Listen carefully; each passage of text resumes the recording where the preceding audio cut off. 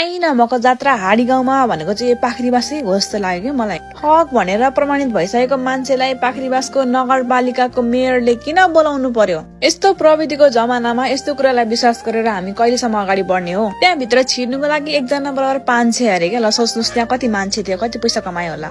ल मानिलु त्यो मान्छेको प्रोफाइल राम्रो भएको भए त ल ठिक छ भन्नुहुन्थ्यो होइन। प्रोफाइल पनि राम्रो छैन। यस्तो अन्धविश्वासमा पनि कोही विश्वास गर्छ? कसले गर्छ? हामी पाखरीबासको मान्छेले गर्छौं। अचम्मै छ। म 2-4 दिन घरमा कुरा गरेको थिइनँ है। अनि त्यस पछाडि मलाई पनि शंका लाग्यो कि कतै हाम्रो मम्मीहरू पनि जानुभयो कि क्या हो भनेर है।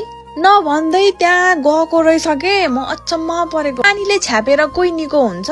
तपाईहरु पनि बिरामी हुनुहुन्छ भने आउनुहोस्, म पानीलाई छ्याप्दिम ल। त्यस पछाडि सँगै जय श्री राम भनौला अनि सुतिरहेको मान्छे जुरुक उठेर हिँड्नु, अनि मलाई पनि सबैले विश्वास गर्छ है। हामी पाखरीबासको मान्छे यति सोझो कसरी भयो? मान्छेको पृष्ठभूमि सबै कुरा हेर्नुपर्छ है पाखरीबासको जनताहरू। यस्तो अन्धविश्वासमा डुबेर बस्नु हुँदैन है, म चाहिँ भन्छु ल।